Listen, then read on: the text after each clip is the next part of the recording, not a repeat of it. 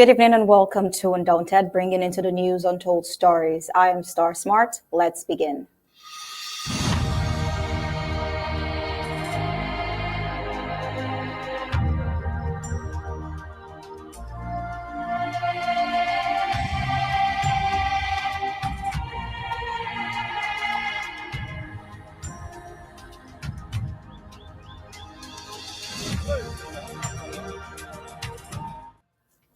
Tonight, we'll delve into the growing uncertainty surrounding our Republic of Cameroon's President Paul Biya, whose absence has sparked heated discussions across the country.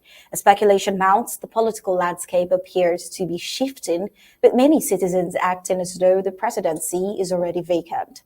Talks of secession dominate the conversation in the Cameroons, raising the question who will take the reins of leadership come 2025. Meanwhile, an intriguing development has emerged from Eric Chinje's latest campaign in regards to this, as he advocates for English-speaking president, in his words, to unite the country. His call reflects the deepening divide within Cameroon's politics. But then while Chinje's push resonates with certain groups, it fails to acknowledge a crucial fact. Ambazonia has long distanced itself from any notion of a unified Cameroon or one Cameroon. Southern Cameroonians are instead focused on solidifying their future as a sovereign nation, firmly rejecting the very premise of a unified Cameroon.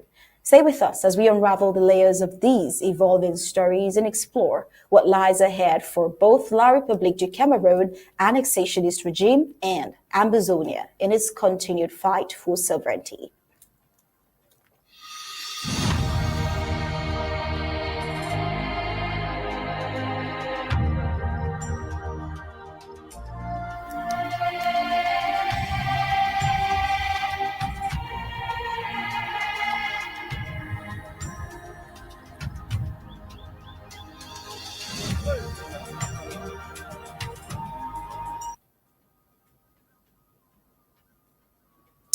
Here are the prime headlines for today. Self-styled General Jackson, leader of Proxy Militia ADF, killed by the Colonial Army in Batibo.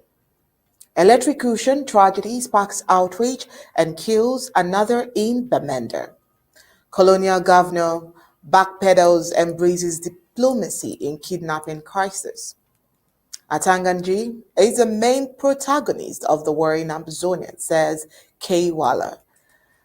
And also a story about Chantal Biya. Meanwhile, on the African scene, Elian Junta leader promotes himself to general amid power consolidation, while Kamala Harris challenges Fox News narrative in an exclusive interview as the election draws near. Now let's get the news in full briefings.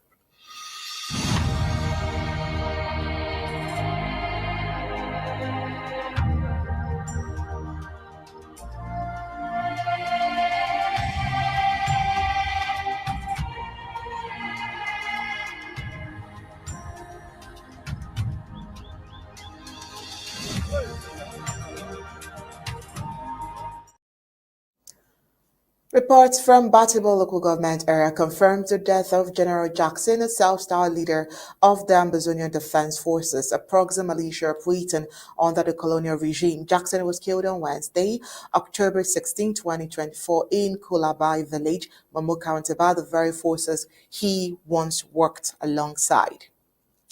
Jackson assumed command of the ADF after his predecessor, a CP, also known as Shortman, was eliminated by the Colonial Army on the 21st of September 2024. The ADF, a group originally from southern Cameroon, has operated as an armed proxy for the colonial forces, carrying out attacks on the people of Amazonia with the protection and backing of the colonial regime.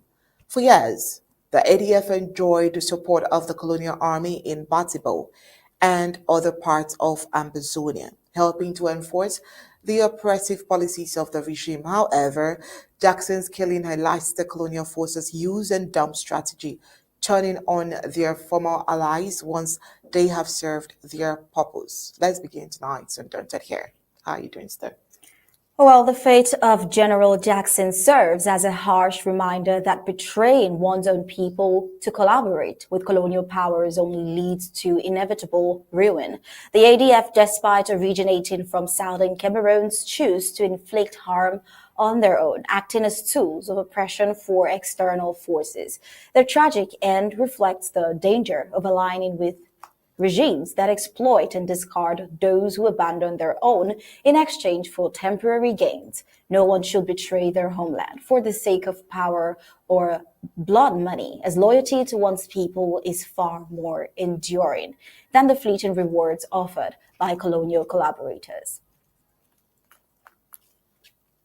Oh, well, before we move further, I would want to get the thought of our in-house analyst, Barrister Mbeseha, who would actually speak to us and tell us his thoughts when it comes to the ADF being executed or killed by their own people that they work for. Barrister Mbeseha.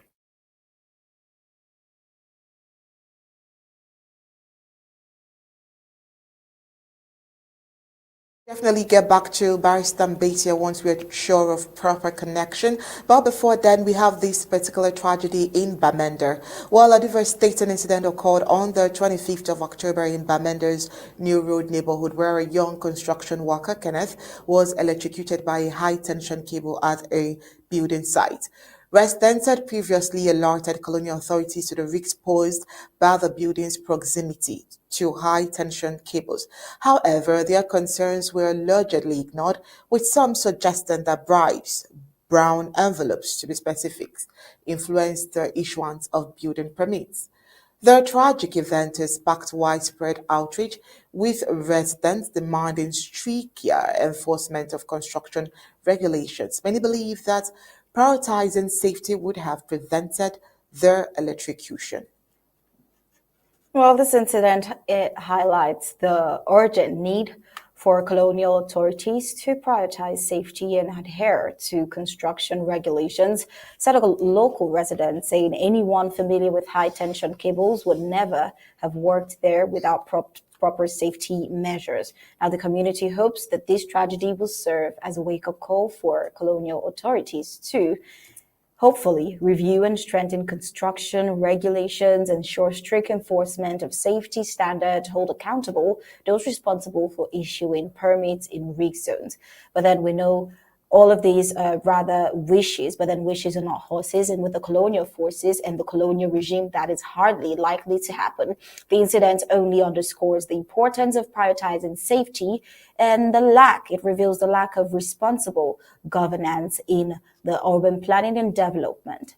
Well, let's hope that we have Barrister Mbeseha still connected with us. Let's hope his connection is much better and he can hear us to give his thoughts on this report. Good evening, Barrister Mbeseha. Good evening. I'm happy to see you. Same What's the here. topic you wanted me to comment on? You said something was not connected.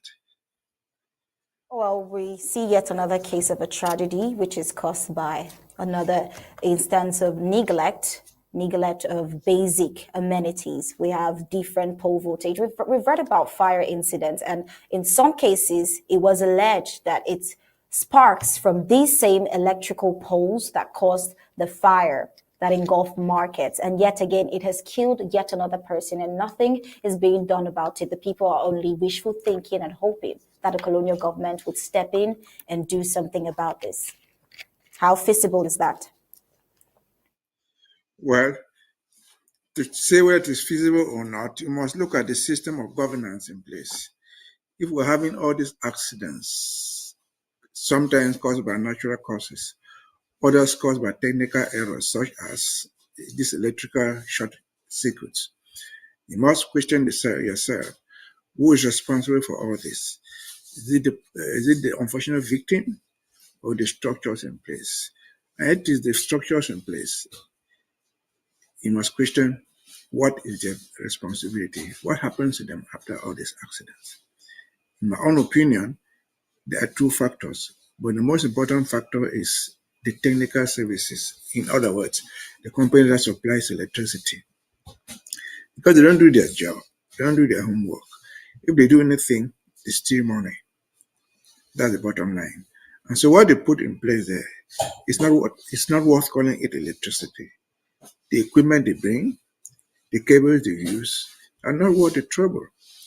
Before the incidents happen, something is always regular there. There's no electricity in this quartier. There's no electricity here and there. And they'll tell you that, well, a certain machine got burnt within 5 meters, 10 meters, 15 meters of each other. And those of us who live in the West, why don't we have this? Nothing is going on. The second factor is the individuals, which still links to the first. What is the quality of the cables you use in wiring your houses? What is that thing? Is it worth the trouble? Or is it just defective?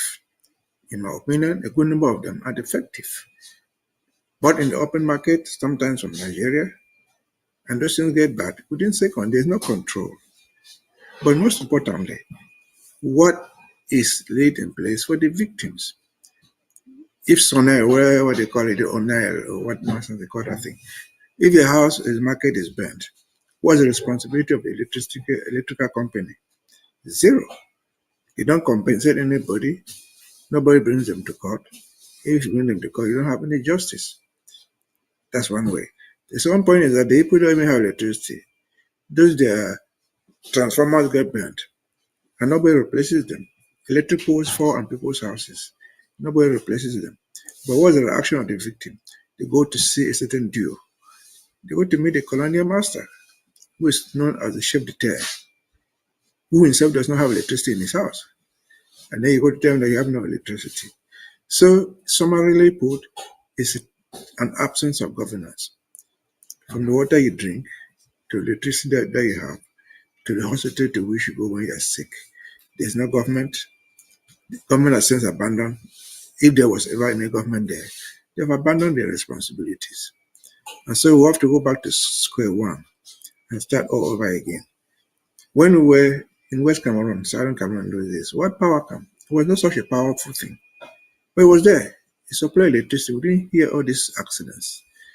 We didn't see all these shortcuts. We didn't see all these terrible things happening to people. And yet, what did they do? They destroyed PowerCam in preference for something they call Sonair from thousands of miles away in a day. And so it's a sign of a bigger problem that underlies our society as a country. So we should never have been there. I've always said this. We were there, we get out of it.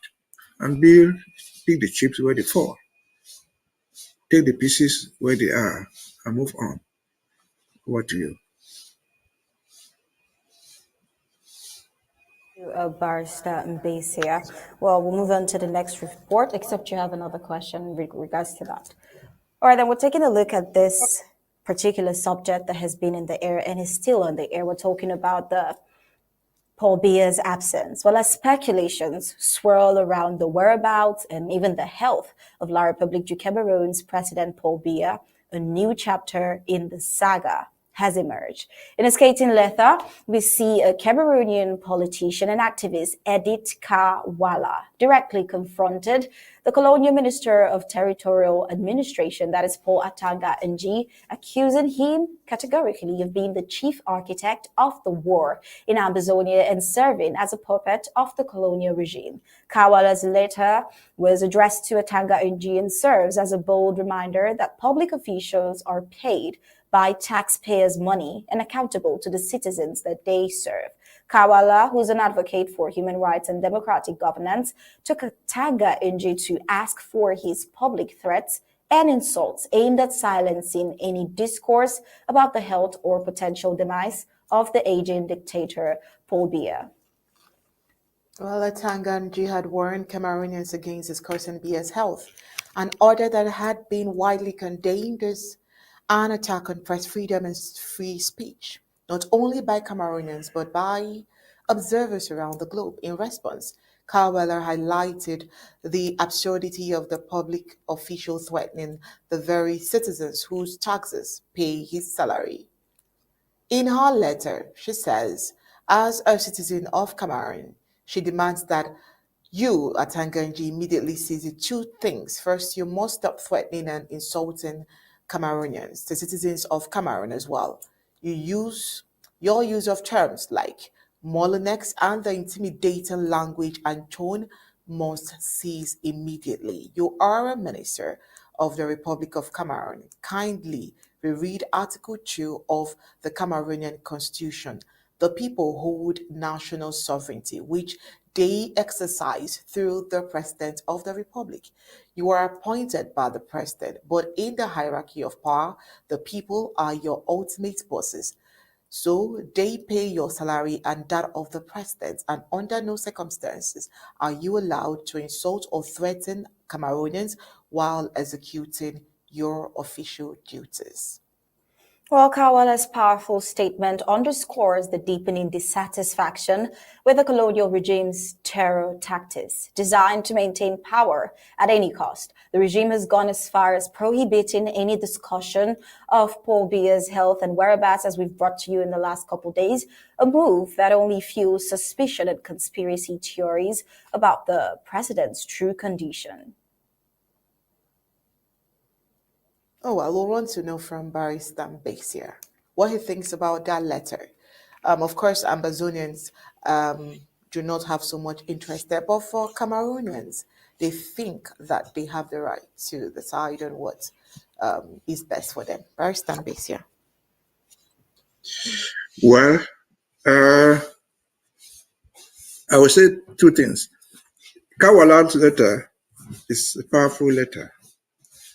But we must remember that Kawala is an Amazonian turned Cameroonian. And so he's supposed to be one of us, at least born and bred Amazonian. But who has elected residence and perhaps nationality in the Republic of Cameroon. And so it should only one. There are many other political leaders there. There are many other political journalists over there and activists in the so-called Cameroon.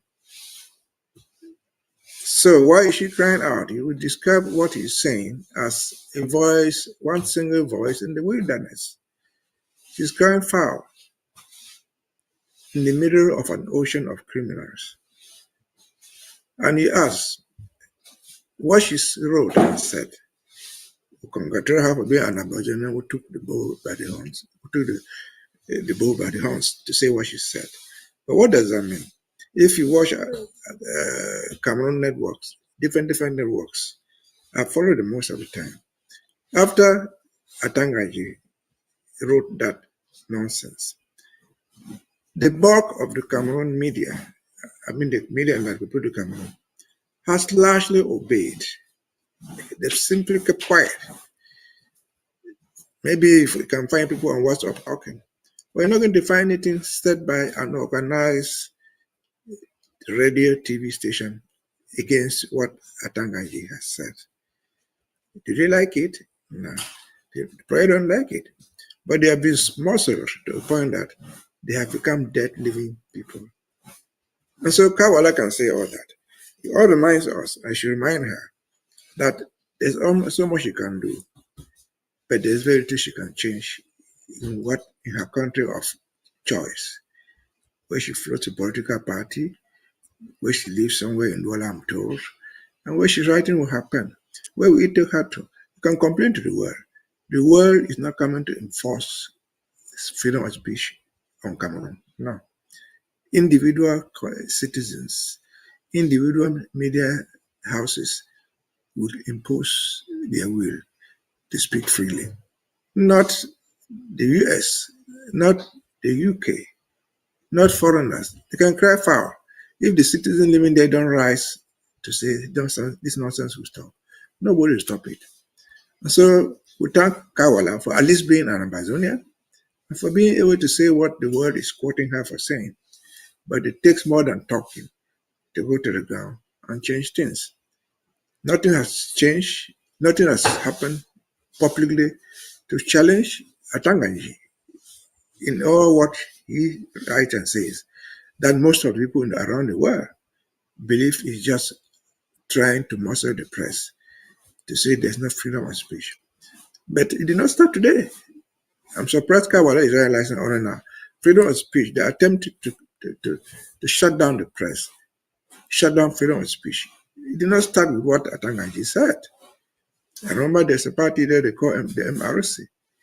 Their citizens are in prison 7 years, 10 years jail. And who are these citizens? University professors, some of them. For doing what? For having an intention to demonstrate, not even for demonstrating, for just attempting to demonstrate. And what has happened? These people have been in prison, some of them since 2020 or beyond. And the country has gone silent about that. So how far can Kawala change the country? It is doubtful. So kudos to her for saying it, but nothing will change because she wrote that nonsense. Over to you.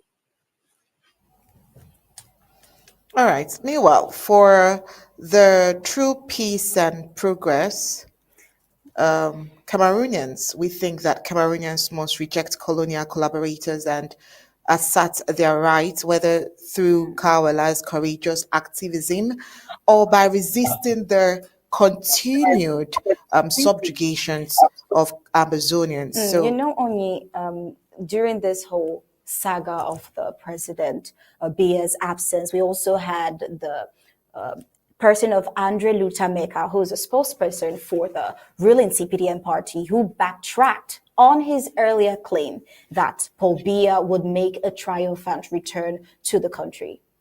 okay. Initially, Mecca had assured Cameroonians that the president would return prior to yesterday, but the reality had proven not to be the case. Although an air ambulance was seen from Paris landing in Yaoundé, which sent even more conspiracy theories further into the air with speculations of the possibility of that ambulance aircraft to be the president, Paul Biya, and others wondering if he's still hale and hearty or not. Now, in defense and justification of Paul Biya's prolonged absence, the Colonial Minister Delegate for Justice, Jean de Dieu Momo, argued that the Constitution does not prohibit the president from staying outside the country for more than 45 days. This is where we get to you. How true is that? It doesn't prohibit the president from staying outside the country for more than 45 days, as long as, in his words, as long as he can continue to exercise his duties. However, there's another question. As long as he can continue to exercise his duty, has the president been exercising his duty? Has he even been present prior to this long absence of the president? Has he been effectively working, even in the Cameroons, is the question we're asking. And how true is that statement from Mecca? I think everything said there, Mecca, Jean de Dieu Momo, they are right. They are all right legally. People might be surprised to hear from me that they are right. Let us take Momo. There's nothing in their constitution, I have a copy of it right here, that prohibits the president, that is the 1996 constitution. There's no time limit for which the president stays out. And that has been going on forever. President Paul Biya has been living out of the country since his last mandate started in 2018. They've been living out of the country. He goes to Geneva for months and for months and for months. And nobody has ever questioned it. So Jean de Dieu Momo is right. And so why is his presence absence? Why is it bringing noise? Why are they making noise over it? I said this early this week. It has become a problem simply because a certain Ambazonia TV station announced his death. Nobody was listening until somebody announced that he's dead. And then all these conspiracy theories come up, whether he's supposed to be out or supposed to be in. He has always been out. The second question I ask is, has he been performing his duties? Of course, he does perform his duties. He has been performing them essentially as a vice president since 2019. Remember, in 2019, they have something they call delegation of authority, delegation of signature. Paul Biya signed a decree purportedly delegating his signature to his Secretary General. That was 2019. But it was not a delegation of signature per se. It was a transfer of power from the president to his Secretary General. They didn't put it like that. Why? Because the content of the decree is clear. The content says that the Secretary General has the power to sign everything. And it is that Secretary General who would determine what the President can sign. Like in normal circumstances, the President decides what the Vice President will sign. But this is a document that says that the Secretary General will decide what the President can sign. So it is the Secretary General who has been sitting there doing the job. It has even been transformed into something different. He talked of delegation of signature, but it has moved from delegation of signature for the past 5 years into something else. It's no longer signature. It has become all higher instructions. Higher instructions are not signature. I call you up by phone and give you instruction, go to bed. There's no written document, there's no signature. And so if he has been ruling the country ever since this mandate started by high instructions, officially written down in a decree called the Delegation of Signature, what is different now? Who in Cameroon, in the so-called Cameroon, has seen Paul Biya appear in Bamenda, appear in Bafoussam, in Garoua, wherever in the country? About Barrister Mbeseha. That is what the second question was actually about. If he has been actively present, not necessarily performing his duty. Well, that's what I'm trying to say. He has not been seen anywhere else in the country. The best we have seen him, if he has been seen, I've been heading to the airport to go out. And what the country has kept quiet. Nobody has questioned that. Then what is the difference now? What is the difference now? Are the decrees not coming out? Are instructions not coming out? Have we not had statements from the different ministers, including Atanganji, that this man is strong, healthy? Well, we've heard those things. Therefore, they are part of his government. Let us take it further to Meka Meka. Meka Meka is not a government minister. He's a spokesperson representing the CPDM somewhere on a discussion like you and me. And he says the president is returning in a triumphal manner. Politically speaking, does it matter whether he returns in a triumphal manner or not? Even if he returns in a triumphal manner, Meka did not say in what way. Suppose, as you rightly said, or as you speculated, suppose it was his corpse being ferried in a plane. It's only a triumphal return. It's a return, technically. And so, you see, we have to be careful what we analyze, what we say, and what we don't say. It's a regime that was built on corruption. It's a regime that is set up on deceit.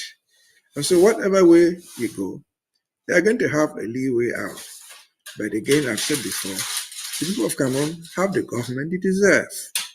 Until they stand up as a people and say we can no longer take this, nobody will do it for them. Let them just emulate what ambassadors are doing. We throw them out and say we don't want them. They kill us and they continue to kill us. And we've said we're no longer part of it. We're right.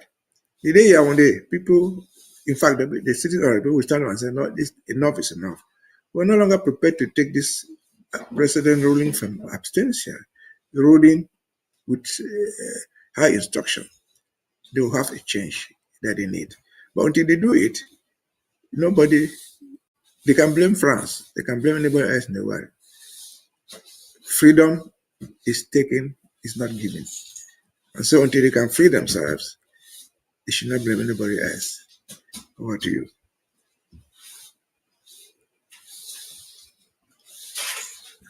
People in the Cameroons have been acting more as though they're informed.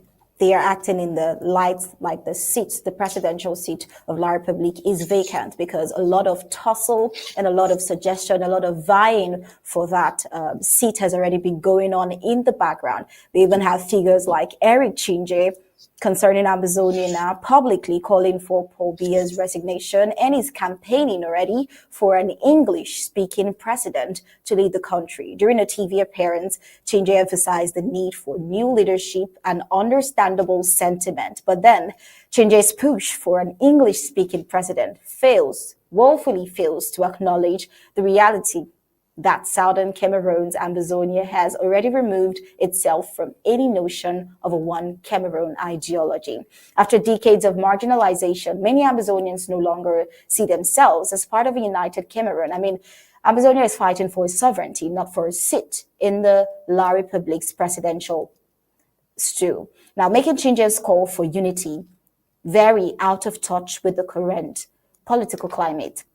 As the country looks ahead to the 2025 elections, it is clear that La Republique is headed for a political showdown. Various factions are already vying for the presidency, with competing agendas ranging from ethnic revenge to political dominance, while the upcoming elections promises certainly to be a battleground for control of the presidency, as tensions rise over who is most deserving of the seat and which vision for the future will prevail. Oh, well, why Cameroonians are struggling with all of that, we have the speech from the president of Ambazonia. Let's have that speech. Dear Ambazonians, fellow Southern Cameroonians, I want to inform you that we are postponing our mega launch of the Ambazonia Transition Fund by 1 week. That means the launch is now scheduled for Saturday, the 26th of October 2024, and the time is 8 p.m. Boya time. Instead, on Saturday the 19th of October, I will be holding a planning meeting, an extended planning meeting with the federal constituency to ensure a very successful event. Here is my open letter to all our members, supporters, and well-wishers of the Ambazonian struggle. I extend my heartfelt appreciation to you all for the relentless sacrifices you have made over the years towards our collective fight for the restoration of our sovereignty as Southern Cameroon's Ambazonia. Your efforts, sacrifices, and unwavering dedication have carried this struggle forward, and we are now entering a critical phase, what I call the transition phase. And this demands even greater unity, focus, and sacrifices from us. However, as we press on, we recognize that some of our most valuable supporters and actors are showing signs of fatigue, and that is natural. To those of you who once stood in the forefront of this struggle, giving sacrificially of your time, resources, and energy, but step down your commitment for a season. I humbly appeal to you that the work is not yet done. The dividend of our labor is now within reach. But now, more than ever, we need you to rise again, all of us, and strengthen this movement, strengthen our endeavor as we push towards the finish line. This is the moment when our continued support is most crucial. To our brothers and sisters at home and abroad who have watched from the sidelines, this is your call to join the train, or you will be left out permanently. We are transitioning into a decisive phase in our struggle, and we want to number our winning team now. The sacrifices made by so many of us will be in vain if we do not seize the opportunity before us. There are movements, if I can tell you, happening right now, both within Ambazonia and without, that we must take full advantage of. The stakes are extremely high, higher than ever. It is like a farmer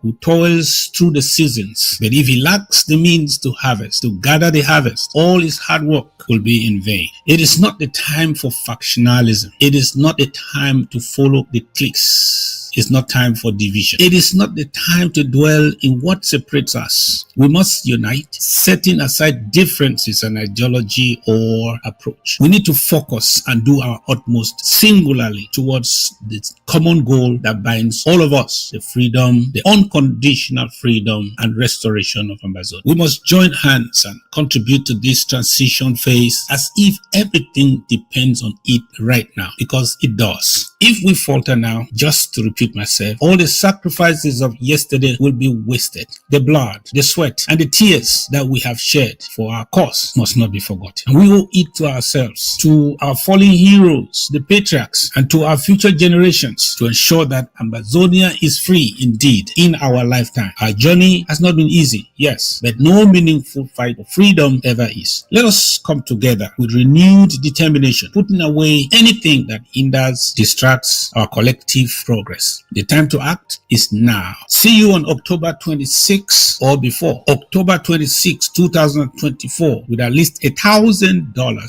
It's not too much to request as we board the train to Boya to start funding our strategic operations during this very critical phase. Yours in solidarity. I am your servant in chief. God bless you and God bless our beautiful nation. All right, Barrister Mbeseha, the fund drive has been postponed and the president still had some, amazing words there for Ambazonians. Barrister Mbeseha, would you want to say something about the fund drive? Do you want to encourage more people to participate and get their funds ready for this particular exercise that has been moved to next week, Saturday? Well, we must be encouraged. And as the president says, he pointed out correctly, there's what we call, generally not only here, it is generally called donor fatigue. In other words, those who have been giving all the time tend to become tired. That's what they call donor fatigue. You get tired, you get weary. That's natural. There are reasons why people do that. The first reason is that people expected immediate results. Okay. And once the results are not coming, they start to draw themselves back. That is possible. The second point is that the donors who have been donating previously, some of them die out, they just die. Physical death, or they die economic death. They are no longer as viable as they were at the beginning. That is possible. But again, we have to remember that even among the donors, when we say donor fatigue, only the minority has been donating. Only the minority has been donating. Out of the approximately 8 million Ambazonians, I'm not sure that we can count up to 2 million who donate. So they are a devoted minority. They are the willing minority who are prepared to carry this thing to the end. And as the president says, it's a transition draft, the final draft, hopefully, that will make us transition to our final goal. And so people must do it. Come on board. He says $1,000 is not too much. I will add, $10,000 is not too much for some people. Even $500 is not impossible with others. So let us get there on board and do something to make sure that we cross this final bridge. The signs are clear over there that we are moving towards the right direction. Before I close this chapter, let me go back to what he said earlier about Eric Chinje and Eric Chinje in particular postulating for an Anglophone presidency. We have there's a saying in English that once bitten, twice shy. Eric Chinje is a very educated person. He's one of us in principle. He's an Ambazonian. And looking at where he's coming from, you see where I've said once bitten, twice shy. Eric Chinje does not seem to be one of the people who is once bitten and she feels shy. Eric Chinje, by merit, should have become the Director General of CRTV. He worked there. On the merit, he was one of the best, if not the best. But he left. He left. Not because he wanted to leave, no. If you tell that he left because he wanted to leave, a lie. He left because of the environment where he worked, the job description, how they discriminated against him. He left. Eric Chinje, I'm very sure, was there in the 1990s, especially 1992, when an Anglophone in court, Mr. Frundi, won the presidential elections. He's no longer in dispute. And he was refused the presidency. So if you ask Mr. Eric Chinje, what has changed between 1990 and 2024 that is vying for an Anglophone presidency? Moving forward, who does, according to Eric Chinje, who does he contemplate to become the Anglophone president? Akere Muna. Akere Muna. Who is Akere Muna? He's the son of S.T. Muna. May he so rest in peace. And so again, I say once bitten, twice shy. These are two people who are not going by this principle of once bitten, twice shy. Most people believe in Amazonia. That if we got into all these problems, it is because of S.T. Muna. He betrayed us. He sold out to Ahijo. But where did he earn? ST Muna ended up in a disgrace. In the National Assembly, where he was purported to have become the kingmaker there, he was thrown out. Just as he had orchestrated the throwing away of Joa, he was thrown out, and they brought another puppet, Fonka Shanroran. As this is the father of Akere Muna, who wants to become president, who contemplates can become president. Lies, sir. But moving forward again, you have the question. Muna suffered all this. That's the father of Akere Muna. Muna, at very least before his death, had the opportunity to try to repent. Muna did not only come out and say he was wrong. Muna took an air ticket with others and went back to the United Nations to say this thing is nonsense. We made a mistake. This thing, we don't want it anymore. And so, if Muna and Fonja were today in their graves, they are resting in their graves convinced that they have been to the kingmakers, the UN, that forced us into this thing and asked us to leave. Then where is Akere Muna coming from? Akere Muna, if he has any legacy of his father, should realize that where we are, where he wants to become the president, where in any case he's never going to become president anyway, is where they had disgraced his own father. It's where his own father had, before his death, moved back to the United Nations and said, look, we are not part of this thing anymore. Yes, he committed mortal sins in terms of politics against Ambazonia. But we, the Catholics, I'm a Catholic, we believe that no sin is unforgivable. They came back and repented and told us we made a mistake. For that, we forgive them because they took practical steps to redo the thing, even though they didn't do it. So if you find Akere Muna wanting to become president, supported actively by Eric Chinje, he asks where they are coming from. Eric Chinje, deep in his mind, he knows. I don't need to ask him. He knows that there is no possibility of an Anglophone becoming even a president. He will not be one. It's a lie. He will not become one. But even for the purpose of debate only, if he chose an Anglophone, wholly Anglophone, if he chose Akere Muna and put him at the presidency, how is he going to govern? How is he going to disregard the 80% Francophone who don't want to see an Anglophone there?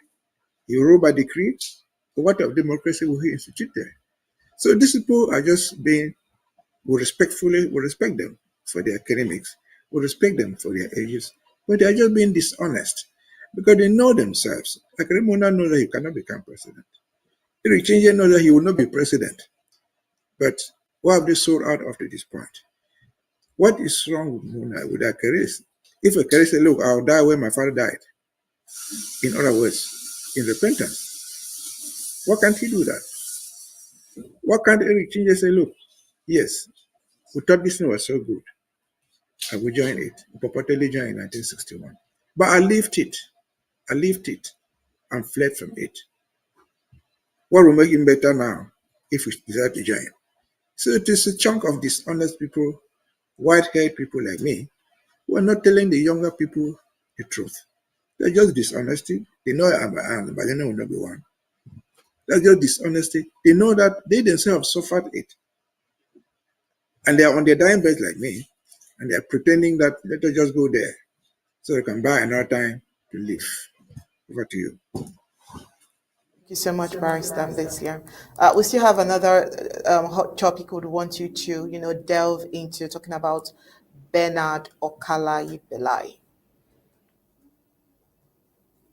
Well, the colonial governor Bernard Okalai Belai has come to realize that diplomacy is better than threats and the use of faith.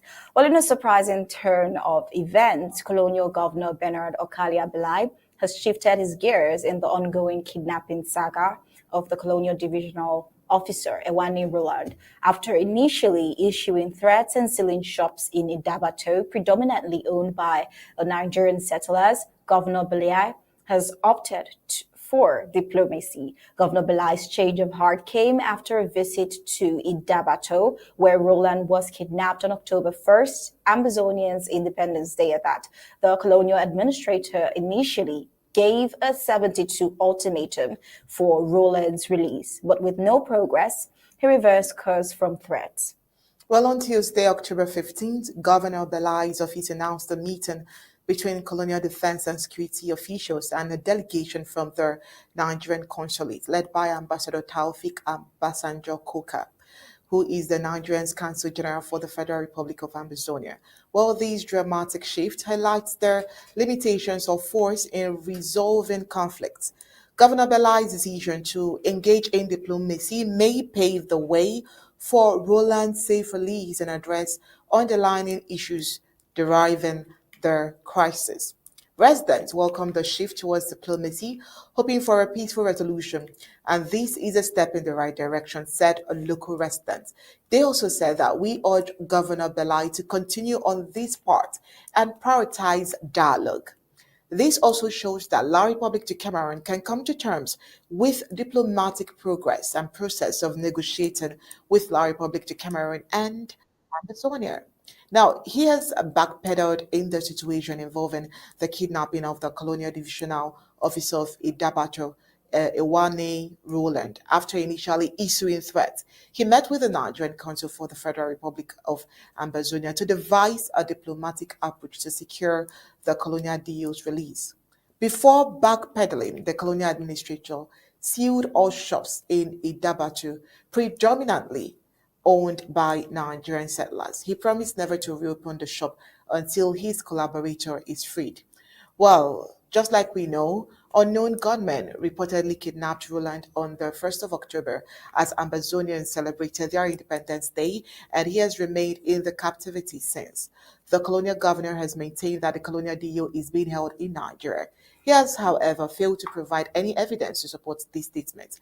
After visiting Idabacho in the Indian division, he set a 72-hour deadline for the colonial DO's release, but that time had passed without any progress.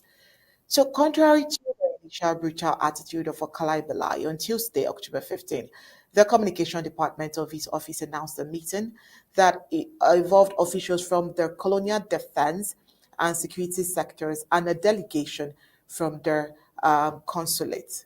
All right, so this can be a lesson to the colonial regime that has adopted the military option than dialoguing with the aggrieved people of Ambazonia, to know that no desired outcome can come out of the use of force.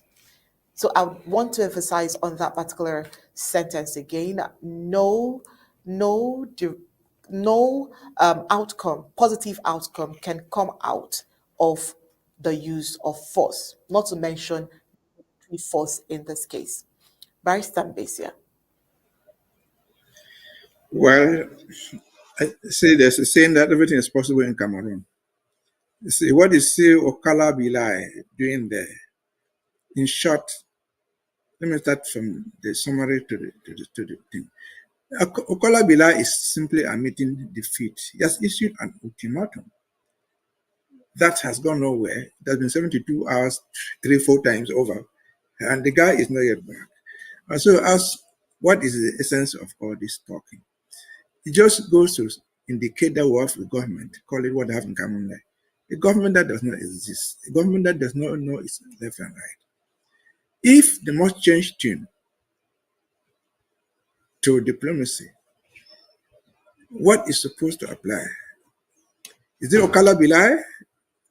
Is it Tenkake wearing governor in Boya who will engage the Cameroon diplomacy? No, that's not how it works. If they honestly believed that the administrator was adopted and taken to Nigeria, it's a government-to-government discussion. Okala Bilai cannot claim to represent the whole state of Cameroon, even with high instructions. We don't hear those high instructions from Yaoundé. But to asking Mr. Okala Bilai to become the foreign minister, to go contact the foreign minister of Nigeria. He's not even allowed by himself to go and contact the governor of a neighboring state without clearance from Yaoundé. And so issuing those sort of things we call diplomatic choices is vague.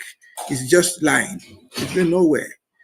Because if they wanted to engage diplomacy, the right thing would be to engage the Nigerian government. Because when they say they adopted the people to Nigeria, it's just like they adopt people from Chico or from Bamenda to La Republic. If they're in Chico, you adopt them to La Republic. You don't know whether they're in Douala or they have been taken to Yaoundé or even to Garawa. The same thing in Betazim. You don't know where it's in Bunda. Or you have been carried to Yaoundé or to our region. So what has the governor of the West got to do if we were two different countries? Because it is that government, the neighboring government, that can mobilize its own forces. In Nigeria, for example, they have different federal forces and state forces. Federal forces can go across the state borders and investigate crime and do all that. Not the governor. The governor is limited to his own area. A consular officer is a deputy ambassador. He's not even ambassador. He's a deputy ambassador and agent of the embassy in Yaoundé. And so, claiming that you're talking diplomacy, you're talking to a consul who lives in Boya, that is not diplomacy internationally. They're just trying to save their face that they have been defeated in their ultimatum. They're just trying to save face. And so the bad time, there are all those lies. Unfortunately, it looks like the Okala Bilai is one of those graduates of the khaki-wearing people from ENAM, who calls himself chef de terre. He can do everything and undo everything in Cameroon. But unfortunately, he cannot do it in Nigeria. If the people effectively take it in Nigeria, they are gone. Talking to the consul is not a start.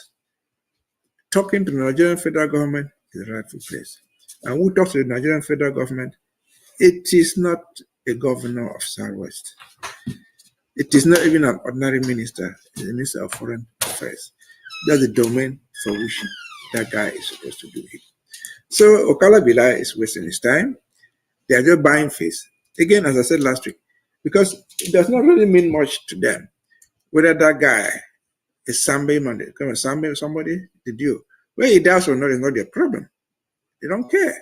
They can make other noise. He's not one of them. Again, I've said from the time that we got young with these people, I've not seen a francophone, anyone, posted to a debato where the risk is there. So they tell all the stories, they keep quiet. What happened to the deal of Batibo was taken away at the beginning of this war. He was one of us. Where is he? Where was he buried? What have they done in Yaoundé? Nothing. And so that is just a question of trying to buy time for a dying regime. What do you think of the family? I watched on Equinox and other TVs over there. They asked, Okala Bilai goes there. This man has a family left behind. He was serving the state. There's no word of consolation. There's no word of consolation from the governor to the poor family of this man. After all, they say administration is continuous. In the next few months, they will appoint somebody else there who will go there happily because he wants to get his own money. And so Okala Bilai and the government that he represents are a group of thieves. They are gangsters who either know nothing or do know something and do not want to do the right thing. That's not diplomatic engagement with a foreign country. Never. So I think they just think that they are too clever, but they're just too dull. Over to you. All right. Well, would hold on to see, more of these reports. We already love the progress this report is taking. It shows that there are different approaches to resolving issues, and war and conflict and force is never one or two or even the third option that should be taken. Moving on to the Glencore case, Barrister Mbeseha, this would be of interest to you. So in a surprise move, Simeon Pale has been removed as the CEO of the Trading and Exploitation Tradex, a leading player in Cameroon's petroleum product distribution sector. So the decision was made during an extraordinary session of Tradex Board of Directors on the 10th of October. Pali, who had helmed the company since 2019, was replaced as an interim basis by his deputy, Emmanuel Patrick Vondo. So the appointment was announced on the 11th of October, with the company framing Vondo's leadership as a new era of boldness, agility, innovation, and employee growth as Tradex celebrated its 20th anniversary. However, The move raises questions given Tradex impressive financial and operational performance under Pale's tenure. The company had recently reported strong results for the past 5 years. Well, the question is, who owns Tradex? Well, reports suggest that Chantal Biya is the owner of Tradex. The removal of Simon Pale as CEO of Tradex, a major player in Cameroon's petroleum product distribution sector, has been making headlines. Despite his achievement, Pale was ousted by the board of directors on October 10th. But here is the interesting part. The decision wasn't unanimous. Georgia's shareholders, who hold 36% of Tradex capital, refused to vote for his dismissal. However, with the backing of National Hydrocarbon Corporation, the SNH shareholders, who hold a majority of 54% stake, and other shareholders with 10% stake, Pale was ultimately removed. It is worth noting that Georgia's shareholder did support the appointment of Emmanuel Patrick Vundo as the interim CEO as well. But what led to Pale's removal? Sources point to a loss of trust and two significant cases: the Glencore scandal and the Trad card fraud. The Glencore scandal has been a lead scandal showing how corrupt Cameroonian officials are, receiving around 7 billion franc CFAs in bribe from the Swiss-based trader, while the trader card scandal exposed in 2022 resulted in a loss of around 2 billion franc CFAs for Tradex. The key suspect in the Trad card case, reportedly close to Pale, is currently on the run. Well, but our focus is the Glencore case, which we have been following for a while now, or ever since the case became public. Now, before we get into more of this analysis, Cameroonians across the world or in diaspora are protesting strongly in this Glencore case. Let's get a view of that. We are here this morning at Crown Court Southwark in London. We are all here, including the fighters. So we are here for the Glencore case in London. This is the message we want to pass out today. Glencore poured blood money on Cameroon officials. Glencore fears war in Cameroon. So we are ready, waiting for the officials' arrival. The magistrate, the lawyers, the accused. So we are already here in place. We have already been verified by the court security. And as you can see, some journalists are already here. We have come here to cry because a lot of our country's money have been lost in looters and thieves' hut.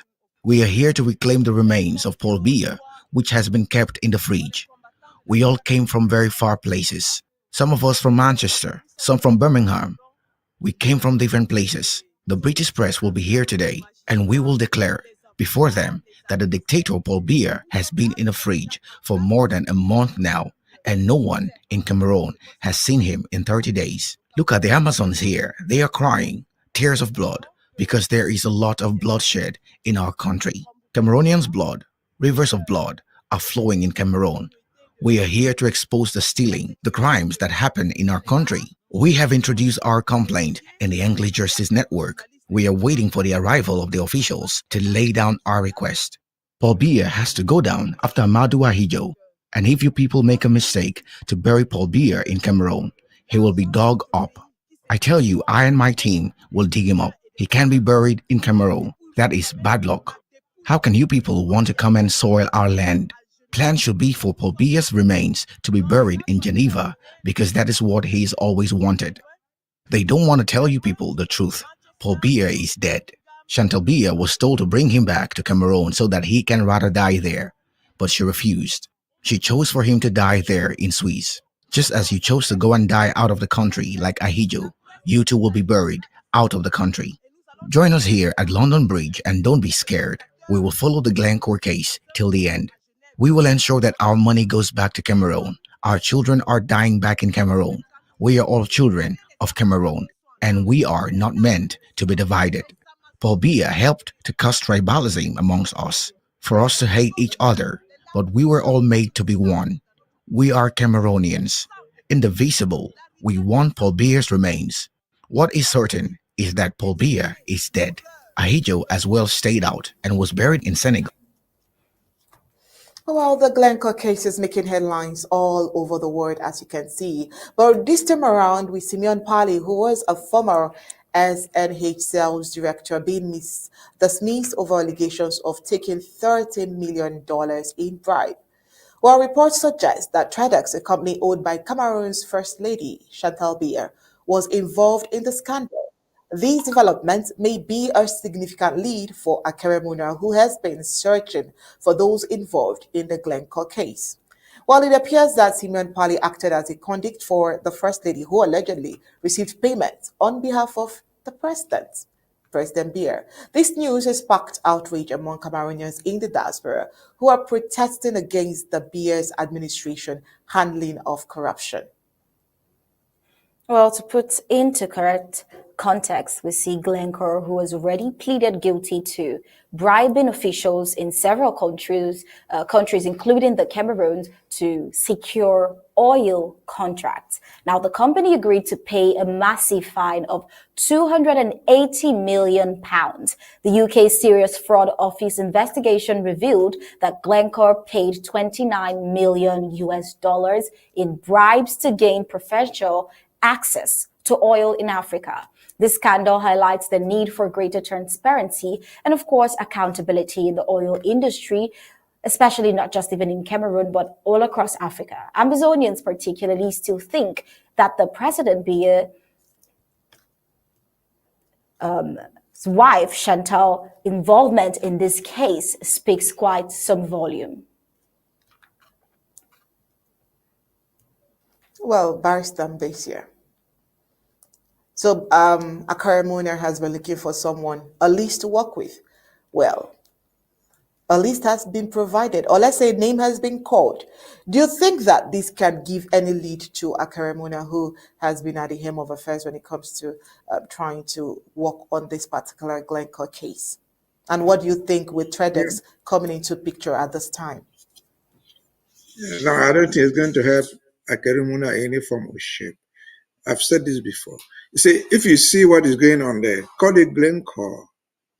Put Glencore out as a player. Then deal with SNH.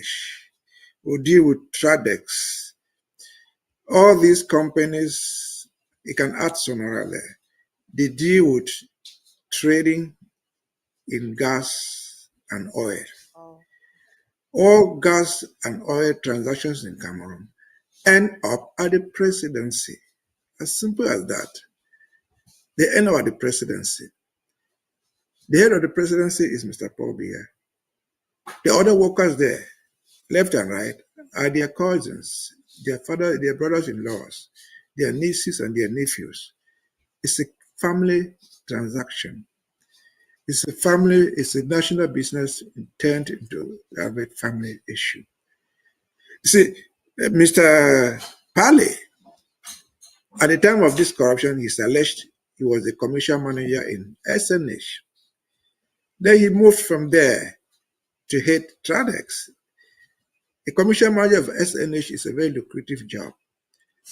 If you move from there to Tradex, it's more lucrative. But you remember that the same Tradex is trading in petroleum. And all petroleum transactions, as I've said, end up with the presidency. But where did it take off from? They all take off from somewhere they call Bakassi, which is Ambazonia.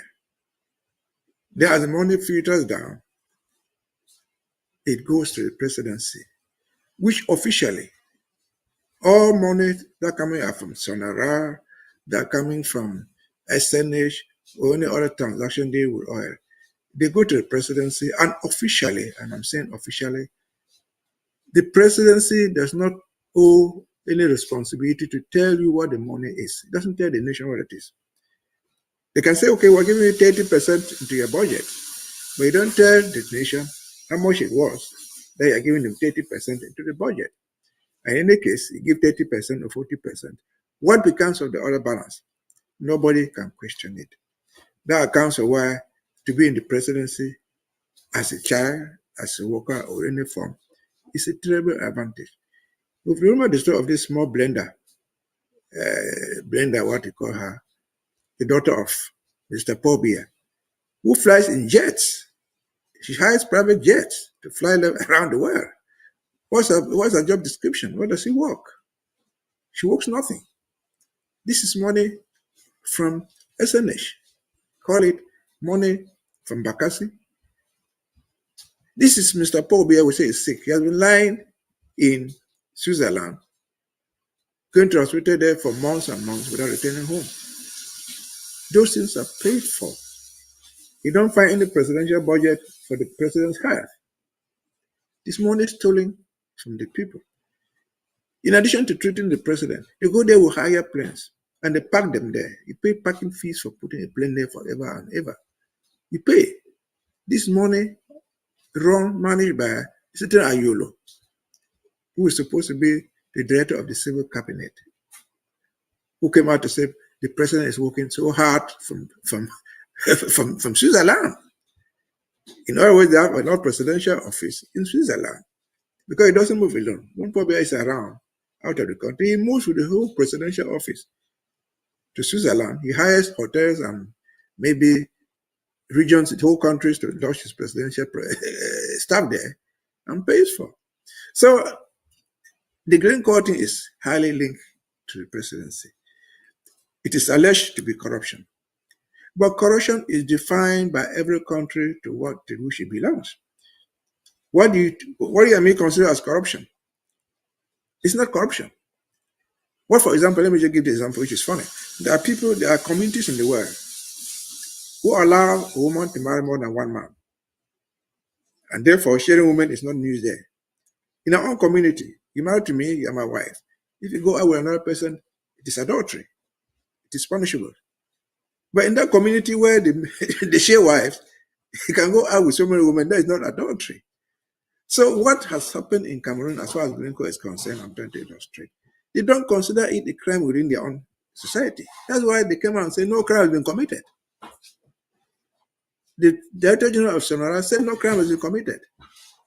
The Director General of SNA said no, they have committed no crime. Yeah, they received the money, but there was no crime according to them. So how would Akeremona come to punish these people who have committed no crime? Akeremona has gone further. He's a lawyer. He has written a letter with all the evidence he had and put in the institution that is supposed to investigate corruption in Cameroon. The dossier is dead. So what will Akeremona do? You go with his 2 feet and catch people and create his uncle, the prison, and put them there? No. He's just grandstanding to make a name for himself. And what is happening in London, which happened in the US before, it's just a trial. You see these people demonstrating there, they're taking the advantage of the case being tried in London. You say, okay, we want corruption to end, but that's not even all. Their largest cry there is that Paul Biya should go. They're singing the political song that they could never have sung in Cameroon. They are abroad. Their cousins, uncles, and the rest are in Yaoundé. They're in Cameroon. Nobody would dare stand up to demonstrate against what is going on or what went on in Glencore. With Glencore, nobody's protesting. If you protest, like Camto tried to do, they catch you and send you to jail. They send you to their court of choice, who try you in the way they want, and they jail you. And the rest of the nation is muscles. They keep quiet. So how will Akeremona attain his goal?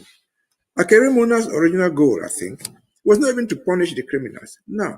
Akeremona's goal was to have Glencore pay civilly for the loss that their corruption cost. Prior was 20 million, 30 million, whatever it was. Akeremona wanted that money to come into the budget. And so, well, you cheated us with this, we'll get this money. But the government said, we don't need it because our people did not do anything wrong. Yet, they are refusing several millions in civil damages to the government, and the citizens and the country, it has no money. You see the streets of Yaoundé, I don't even need to talk about the ones elsewhere. The streets in Yaoundé where Paul Biya lives himself are a mess. The houses are falling.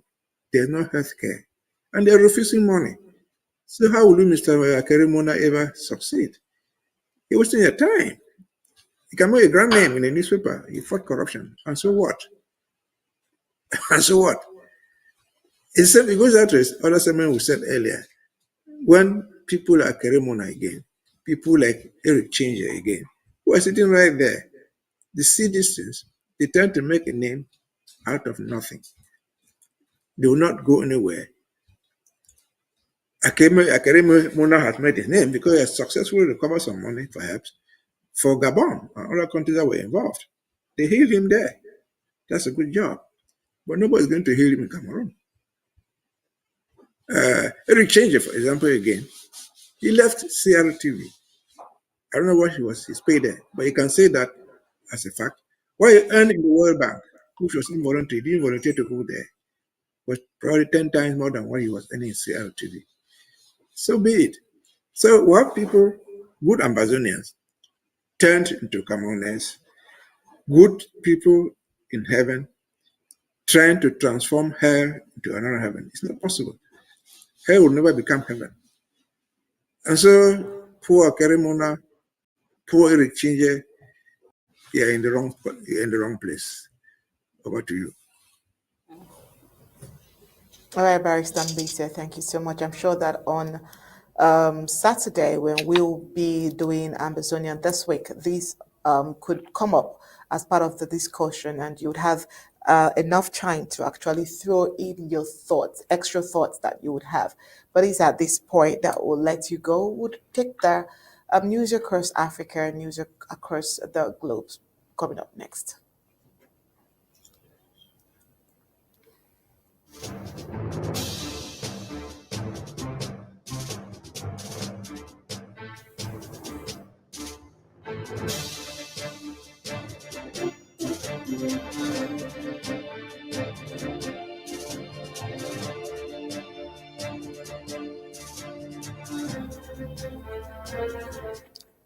On the African scene, Colonel Assimi Goïta, head of the military junta that took control of Mali in 2020, elevated himself to the rank of Army General on Wednesday, a prestigious title previously held by only two former heads of state in the country's history. While the promotion signals Goïta's intent to maintain power instead of the transition to civilian rule, and the announcement made by the Council of Ministers through the Malian government's General Secretariat also included the promotion of 5 influential colonels to 4-star generals. Rida Liamouri, a senior fellow at the Policy Center for the New South, noted that the move suggests the junta leaders are solidifying their position and are unlikely to facilitate a democratic transition in the near future, while no date has been set for Mali's presidential elections yet. Meanwhile, in Zimbabwe has announced plans to compensate local and foreign white farmers whose land were seized over 20 years ago during a controversial redistribution program aimed at addressing colonial land inequalities. Approximately 4,000 white farmers lost property in the often violent seizures initiated by former President Robert Mugabe in 2000, resulting in significant losses to Zimbabwe agricultural sector. Finance Minister Mutoli Nkube revealed that 441 local farmers would receive $351.6 million in compensation, through only 1% will be paid in cash, with the rest issued through treasury bonds. Additionally, 94 foreign farmers from European countries will share $196.6 million with an initial $20 million payment and payout. The compensation covers infrastructure like buildings and irrigation equipment for locals, but includes land for foreign farmers under investor protection agreement. Criticism surrounding recent policy shifts, allowing land redistribution beneficiaries to sell their lands, raising concern about political favoritism. Payment is expected to begin by late 2024 amidst ongoing efforts to restructure Zimbabwe's debts. Well, in Nigeria, mass funerals are being held in northwestern Nigeria for over 150 people who died sadly in a fuel tanker explosion, many of whom were attempting to gather petrol from the tanker after it spilled onto the road. But with fuel prices soaring, many have resorted to such risky actions, and the death toll from the explosion has climbed to 157, with health workers in Jigawa State treating over 100 others for severe burns and injuries, suggesting a number of fatalities possibly to increase. According to police spokesman Lawan Shisu Adam, the tanker was en route from Kano to Yobe State when the driver lost control near the town of Majia, about 530 kilometers north of Abuja, causing the vehicle to overturn and spill its fuel. On Wednesday, the largest funeral saw more than 100 victims buried. Idris, a local source, noted that not all those killed were involved in collecting the spilled fuel. He also pointed out that while the incident has shocked many, the rising poverty and fuel prices have left people with little choices but to take such drastic risk. Well, with that, we head on to the news across the globe.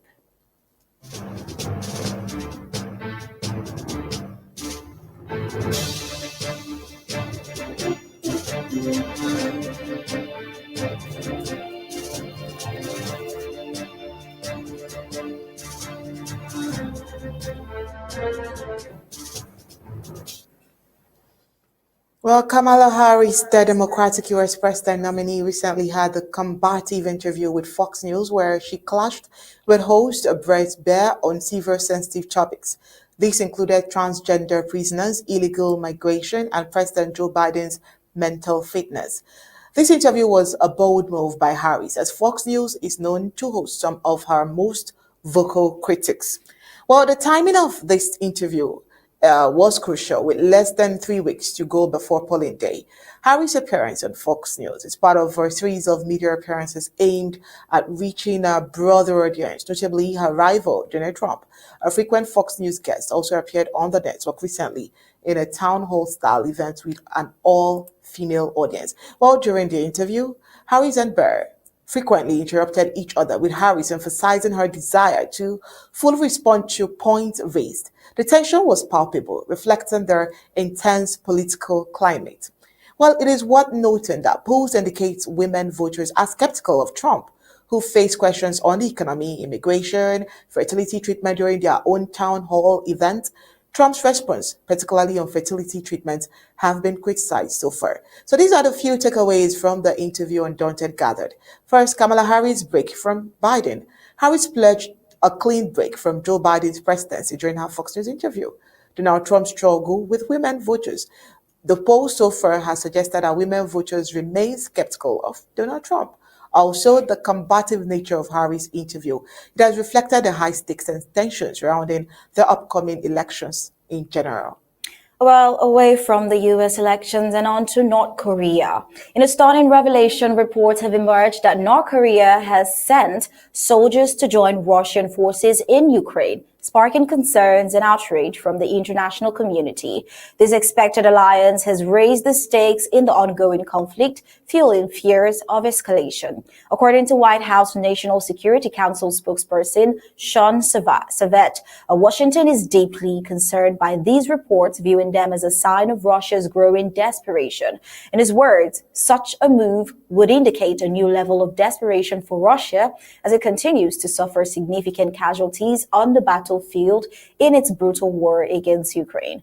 While Ukrainian President Volodymyr Zelensky was among the first to sound the alarm, accusing the North Korea of sending personnel to support Russia. Zelensky warned that Moscow plans to actually involve Pyongyang in the war in the coming months, a move that could have far-reaching consequences. Despite the Kremlin's denials, Western diplomats have confirmed the report. A diplomat familiar with the matter revealed to the Kyiv Independent that Pyongyang has sent approximately 10,000 soldiers to Russia, although the exact nature of their deployment remains unclear. But then this unexpected alliance raises critical questions about the conflict's trajectory. Will North Korea's involvement embolden Russia to escalate its tactics? How will the international community respond to this new development? Well, as tensions escalate, one thing is certain: the stakes in Ukraine have never been any higher. With that, we've come to the end of Undaunted tonight. Coming up next is the recap.